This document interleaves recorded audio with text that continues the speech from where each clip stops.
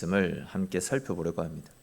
사실 이 사도행전 말씀은 한 5, 6년 전에 우리가 한번 살펴보았던 말씀입니다. 제 기억에 이제 그때는 코로나가 한창 유행할 때라서 함께 모여가지고 예배 드리는 것도 힘든 때였기 때문에 진짜 그때는 어떻게든 살아내야 된다.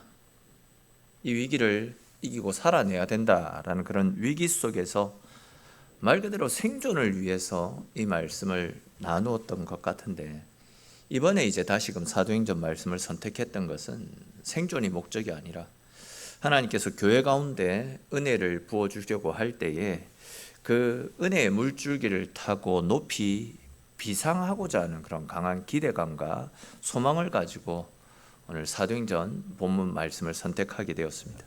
금요일 시간마다 사도행전 말씀을 함께 살펴보는 동안에 초대 교회 때 임하셨던 성령 충만한 은혜가 저와 여러분들의 심령 가운데 또한 우리 교회 가운데 풍성하게 넘쳐나기를 소망하는 마음으로 빠지지 말고 금요 기도의 시간 가운데 참석하셔서 하나님께서 우리 개인에게와 또한 우리 교회 가운데 허락하여 주시는 크고 놀라운 은혜를 받아 누리시는 귀하고 복된 시간들이 되시기를 주님의 이름으로 축원합니다.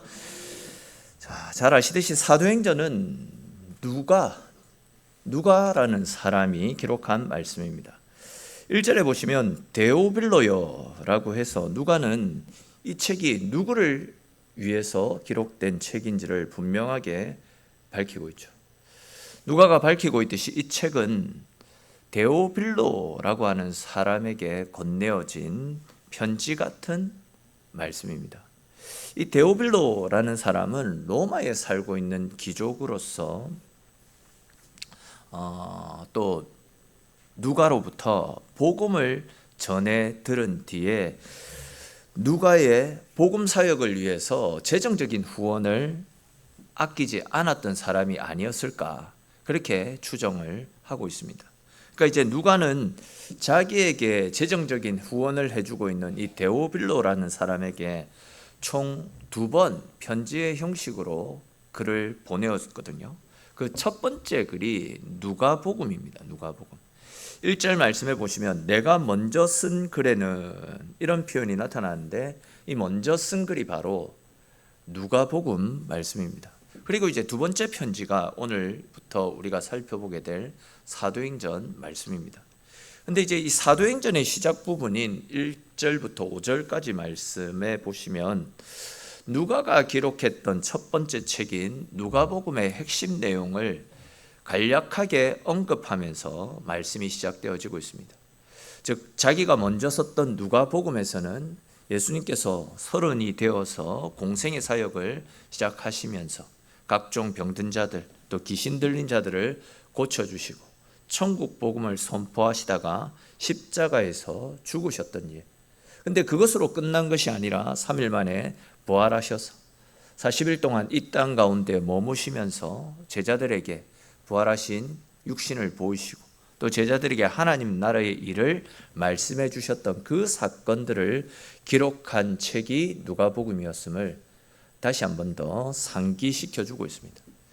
그리고 나서는 이제부터 쓰는 이 글은, 즉 사도행전 이 말씀에서는 예수님께서 승천하신 이후에 어떤 일들이 사도들을 통해서 또 교회를 통해서 일어나게 되었는지에 대해서 자세하게 기록하고 있는 글이다라는 사실을 밝히고 있습니다. 그러니까 이제 엄밀히 말하면 누가복음이 예수님께서 하신 사역의 전편, 상편이라고 한다면 사도행전은 후편 아니면 하편, 이렇게 구분을 할 수 있습니다. 그러니까 이제 누가복음이 잃어버린 영혼들을 구원하신 예수님의 복음 사역이었다라고 한다면 사도행전에서는 예수님이 승천하신 이후에 복음을 건네받았던 제자들이 어떻게 교회를 세웠고 또한 수많은 핍박과 박해 속에서도 어떻게 교회가 성장해 나갔고 또 어떻게 해서 복음이 유대와 사마리아를 벗어나 땅끝까지 이르게 되었는지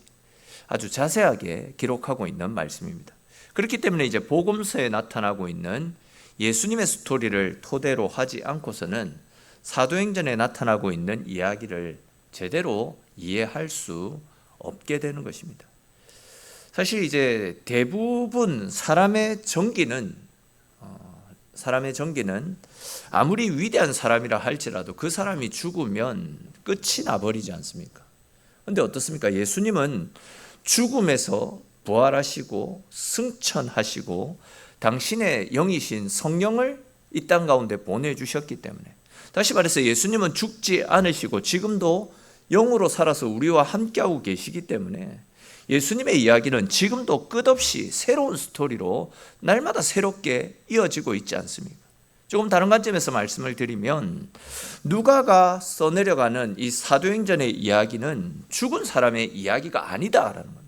죽었다가 다시 부활한 사람의 이야기고, 그 부활한 사람에 의해서 지금도 펼쳐지고 있는 성령과 복음의 역사를 기록하고 있는 말씀이 바로 이 사도행전 말씀입니다.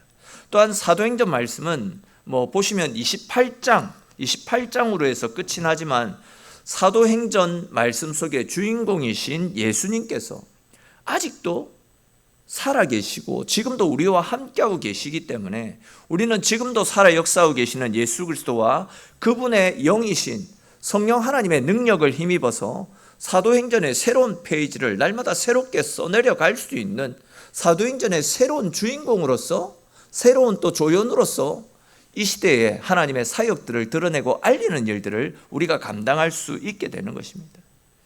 사랑하는 성도 여러분, 성령의 사역은 아직도 끝나지 않았음을 믿으시기를 축원합니다. 성령은 지금도 당신을 믿고 의지하는 사람에게, 또한 복음이 증거되어지는 곳곳에 역사하셔서 당신의 살아계심을 보여주심도 믿으시기를 축원합니다. 그러므로 저와 여러분들도 성령의 충만한 은혜를 사모하며 다시금 간절히 하나님을 찾고 또 찾을 수 있기를 바랍니다. 또 수시로 울며 씨를 뿌리심을 통하여 하늘로부터 임하시는 성령의 충만한 은혜를 받아 누리셔서 성령의 능력에 이끌려 살아가는 저와 여러분들의 삶이 될 수 있기를, 우리 교회가 되어지기를 주님의 이름으로 축원합니다. 자, 계속 말씀을 보시면 앞에서 언급했듯이 예수님은 십자가에서 죽으셨다가 3일 만에 부활하신 이후에 40일 동안 제자들과 함께 하셨더랬습니다. 그때 이제 주님은 40일 동안 제자들과 함께 하시면서 지속적으로 하나님 나라에 관한 말씀을 들려주셨습니다. 여기에서 말씀하는 하나님의 나라는 너희는 가서 모든 민족으로 제자를 삼으라 라는 주님의 그 말씀 앞에 순종하여 우리가 복음을 전할 때 그 복음을 듣고 주님께로 나온 사람들에 의해서 세워지게 될 믿음의 공동체, 하나님 나라 교회를 표현하는 말씀들입니다. 즉 주님께서는 40일간 이 땅 가운데 머무시면서 당신의 제자들에게 너희는 전 세계 곳곳을 두루 다니면서 복음을 증거하여 하나님 나라를 세워나가라, 사탄의 권세를 짓누르고 가는 곳곳에 하나님 나라를 세워가라 라는 비전과 꿈을 주시지 않았습니까? 그런데 이제 중요한 것은 우리 예수님께서는 이 일들을 제자들에게만 맡기셨던 것이 아니라 제자들이 그 사명을 잘 감당할 수 있도록 성령 하나님을 너희 가운데 보내주시겠다라고 약속을 하셨더랬습니다. 그러면서 이제 하셨던 말씀이 4절에 기록되어져 있는데, 우리 4절에 기록된 말씀 같이 한번 읽어보겠습니다. 사도와 함께 모이사 그들에게 분부하여 이르시되 예루살렘을 떠나지 말고 내게서 들은 바 아버지께서 약속하신 것을 기다리라. 아멘. 자, 보시면 주님께서는 우리가 하나님 나라를 세워가는 일들을 은혜 가운데 잘 감당할 수 있게 하시려고 우리에게 성령을 보내주시겠다라고 약속해 주셨습니다. 근데 이제 말씀을 잘 보시면 주님께서는 하나님 나라를 세워가라라는 이 말씀을 사람들이 다 함께 모인 자리에서 이 말씀을 주셨다라는 사실도 발견할 수 있습니다. 그러니까 이제 예수님께서 성령을 주시겠다라는 이 약속은 일부 몇 사람들만 모여 있는 곳에서 말씀하신 것이 아니라 사도들이 함께 모여 있는 곳에서 말씀하셨던 것이고, 또 실제로 오순절 마가의 다락방에서 120명의 성도들이 다 함께 모여가지고 기도하는 가운데 성령의 충만한 은혜가 그곳에 모여있던 모든 사람들 가운데 풍성하게 역사하지 않았습니까? 그렇습니다, 여러분. 우리가 오늘 이 말씀을 통해서도 알 수 있듯이 우리가 믿음의 성장을 위해서 또한 성령의 충만한 은혜를 받아 누리기 위해서는 개인적으로 열심을 다해서 기도하며 하나님 앞에 엎드리는 것도 굉장히 중요하겠지만 공동체가 함께 모여서 함께 중보하며 함께 기도해야 되고, 뿐만 아니라 성령의 충만한 은혜는 개인이 아니라 공동체에게 허락하여 주시는 은혜다라는 사실을 오늘 말씀을 통해서 발견할 수 있습니다. 여러분, 하나님께서 주시는 성령의 충만한 은혜를 사모하십니까? 성경에 나타나는 하나님의 은혜와 능력을 내 삶 가운데도 동일하게 받아 누리기를 소망하며 살아가고 있습니까? 그렇다면 우리가 함께 모여서 기도하며 하나님을 찾아야 됩니다. 성령께서 교회 가운데 허락하여 주실 하나님의 큰 은혜와 사랑을 소망하는 마음으로 함께 모여 기도하고 함께 모여 부르짖고 함께 모여서 하나님 앞에 엎드릴 수 있어야 됩니다. 여러분, 잘 아시겠지만 우리가 수요 기도회를 금요 기도회로 바꾼 것도 수요일 밤에 늦게까지 기도하고 돌아가다 보면 목요일 그 직장 생활 때문에 부담을 가지고 기도회에 나오지 못하는 분들이 계실 것이다, 이런 생각 때문에 이제 좀 더 많은 분들이 기도의 자리에 나와서 함께 기도 드리자라는 그런 취지로 우리가 수요일에서 금요일로 시간을 바꾼 것 아닙니까? 근데 이제 수요일이나 금요일이나 나오는 분들의 숫자가 크게 달라지지 않고 있습니다.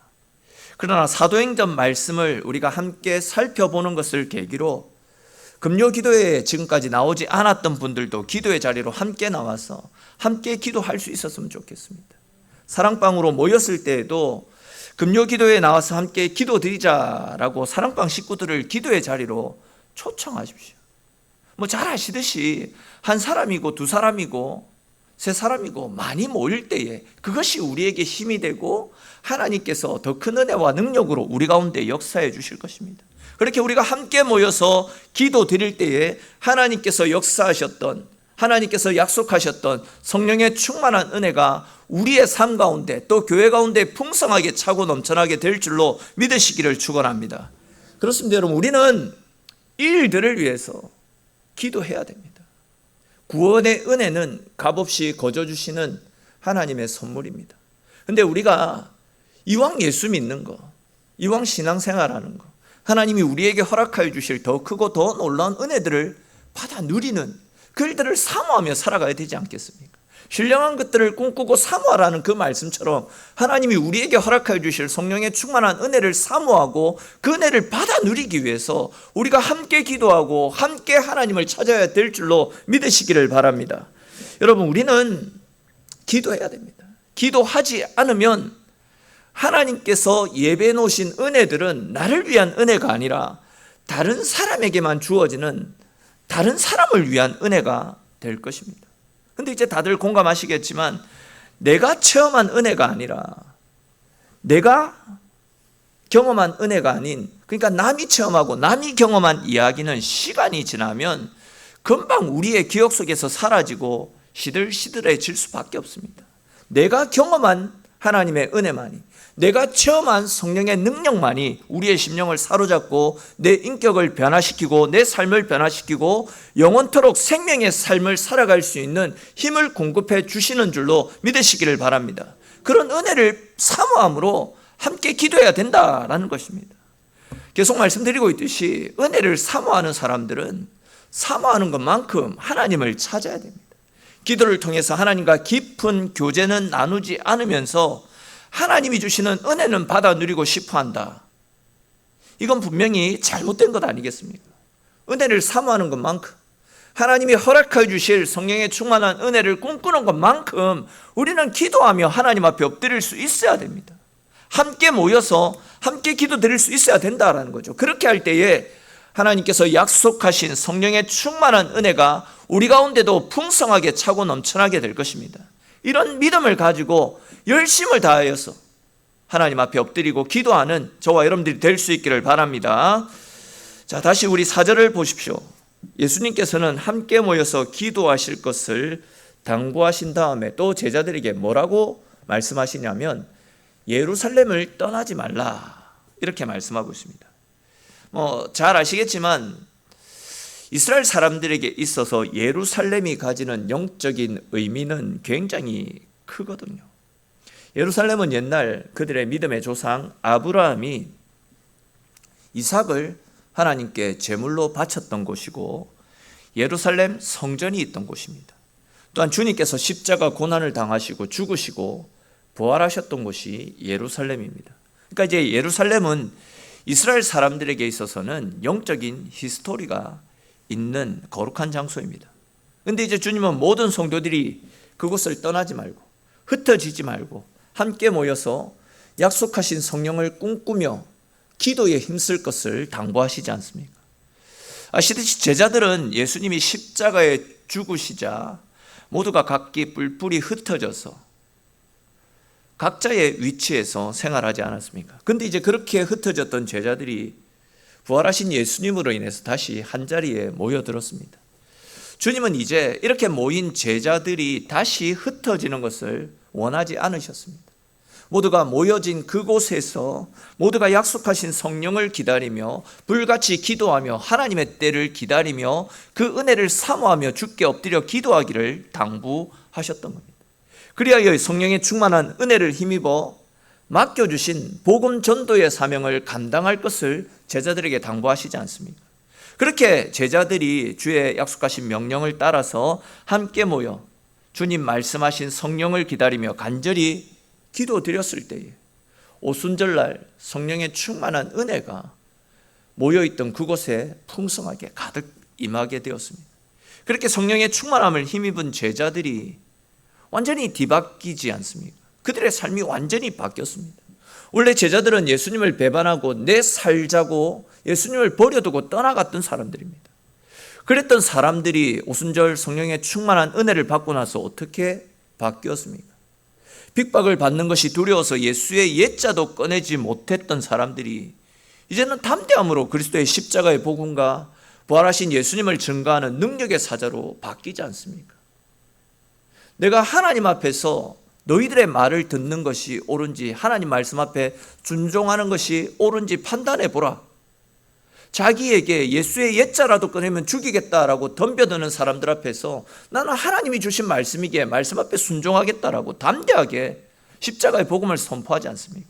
그리고 그들이 전했던 복음의 메시지를 듣고 하루에도 3,000명에서 5,000명이 회개하고 뉘우치고 돌아와 하나님을 믿는 복음의 역사들이 성령 충만함을 받았던 그 제자들에 의해서 날마다 새롭게 쓰여지지 않았습니까?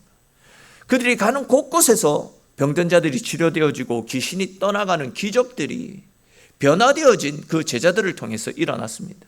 심지어 죽은 자까지 살리는 기적들이 성령 충만함을 받았던 그 제자들에 의해서 그들이 가는 곳곳에서 나타났습니다. 이처럼 성령이 역사하시면 사람의 인격이 바뀌고 사람의 인생이 바뀌는 줄로 믿으시기를 바랍니다. 이전에는 그렇게 열심히 추구하며 살아왔던 것들은 성령 충만함을 받고 나면 하나도 눈에 들어오지 않고 오직 하나님만을 위해 살고 싶어지고 더 이상 내 눈앞에 보이는 현실적인 문제들 때문에 내 삶을 지배당하지 않습니다. 또한 나와 함께 하시는 하나님으로 말미암아 그 어디서나 천국의 기쁨을 누리고 그 어떤 환경 속에서도 안식과 평안의 삶을 살아갈 수 있게 되는 것입니다. 사실 자주 말씀드렸던 내용인데 우리가 믿음이 연약해서 하나님의 능력을 힘입지 못해서 그렇지 우리도 성령의 충만한 은혜를 힘입을 수만 있다면 우리도 하늘로부터 오는 성령의 권능을 힘입을 수만 있다라고 한다면 예수님의 제자들이 변화되어서 능력의 삶을 살았던 것처럼 우리 역시도 얼마든지 능력의 삶을 살 수 있게 될 줄로 믿으시기를 바랍니다. 우리 모두가 하늘로부터 임하는 이런 성령 충만한 은혜를 사모하면서 그 은혜를 힘입기 위해서 함께 모여 함께 기도하며 함께 하나님을 찾을 수 있기를 바랍니다.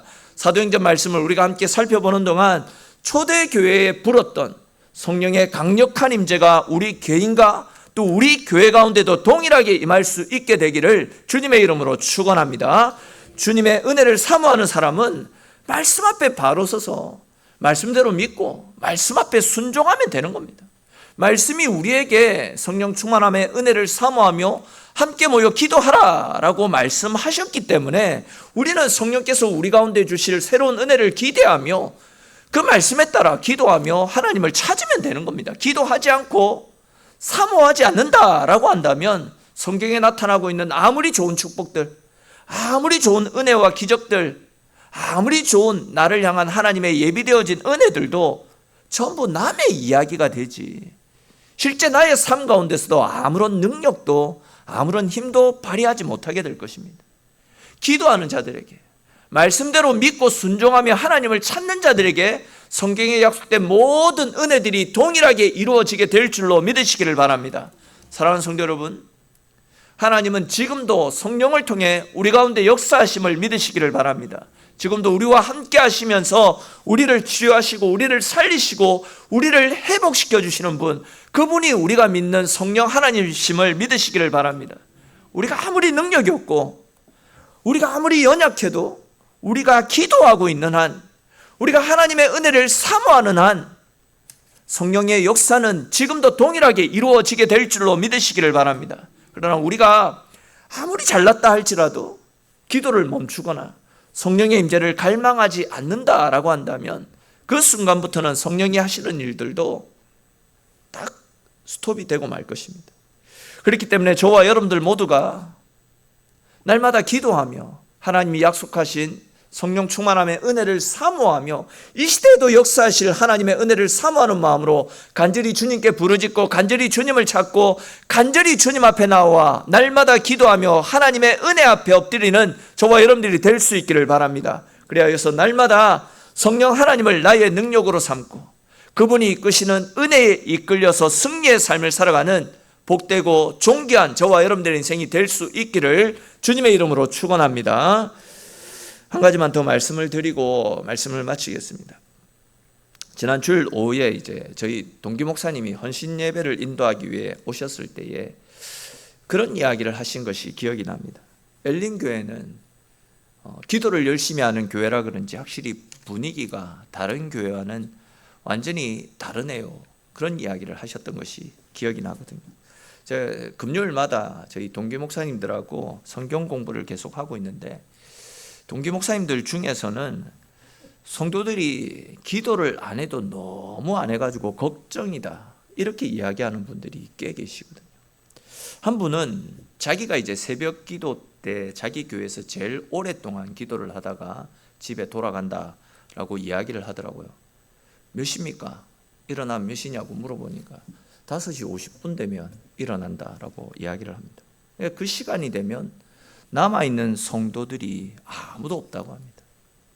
수요 기도회나 금요 기도회 때 우리처럼 늦게 남아가지고 기도하는 교회가 거의 없다 보니까 제가 그분들 앞에서 우리 교회는 새벽 기도회 때는 6시 30분 정도 돼야지 돌아가시고 또 금요 기도회 때는 11시 정도 돼야 돌아가신다, 이런 이야기를 하면 진짜 믿어지지 않는다라는 표정으로 진짜 그러냐고 재차 물어보는 사람들이 많이 있습니다.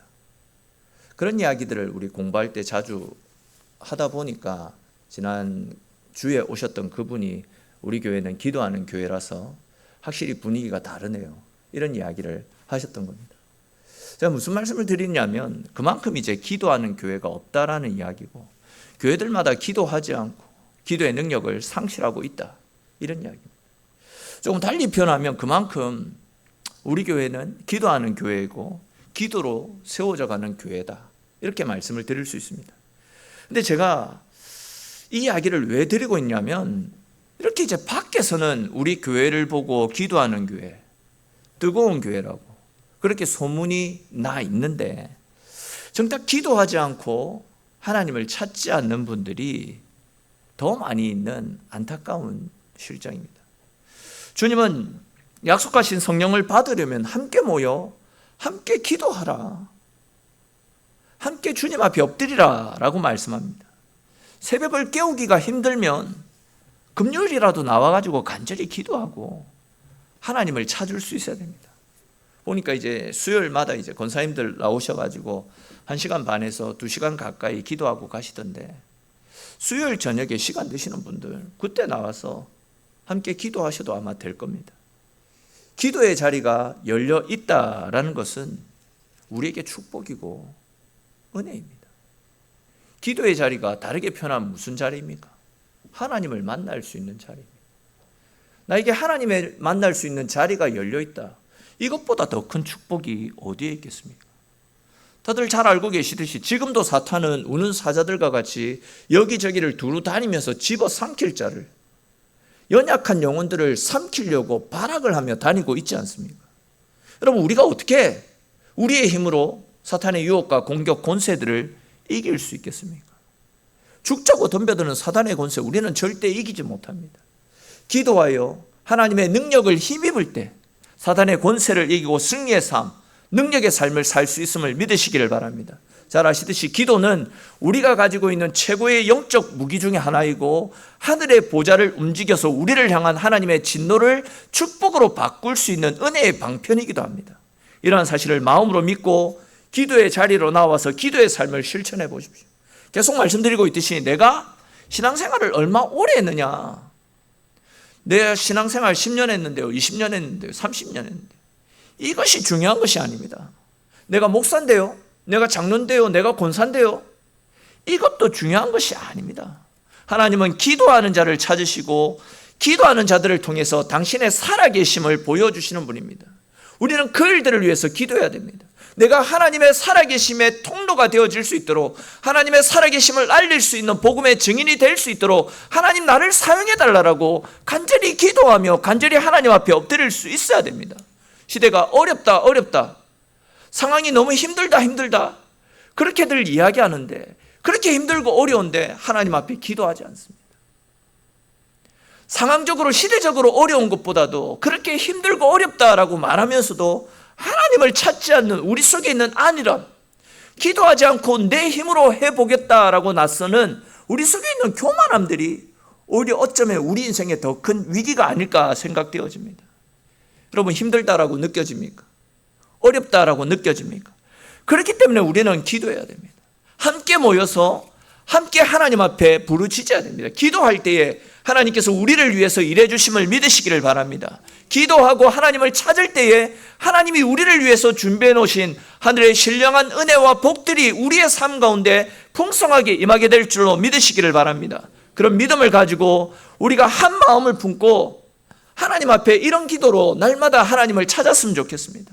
하나님, 우리 엘림교회가 이 지역에서 기도의 모델이 되어지는 더욱더 뜨겁게 기도하는 하나님이 찾으시는 교회가 되게 해 주십시오. 우리 온 성도들이 하나님 앞에 간절히 기도하고 하나님을 찾는 만민이 기도하는 집이 되게 하여 주옵소서. 이러한 기도가 저와 여러분들의 기도가 되어져서 우리 모두가 성령 충만함의 은혜를 늘 체험하고 날마다 우리의 힘이 아니라 성령께 이끌려서 성령께서 열어가시는 생명의 삶, 은혜의 삶을 살아가서 우리의 삶을 통해 이 시대에도 살아 역사하시는 하나님의 은혜와 사랑을 우리 주변의 많은 사람들에게 알리고 증거하는 주님의 증인의 삶, 복의 통로, 축복의 삶, 통로의 삶을 잘 감당해 나가시는 저와 여러분들의 삶이 될 수 있기를, 우리 교회 되어지기를 주님의 이름으로 간절히 축원합니다.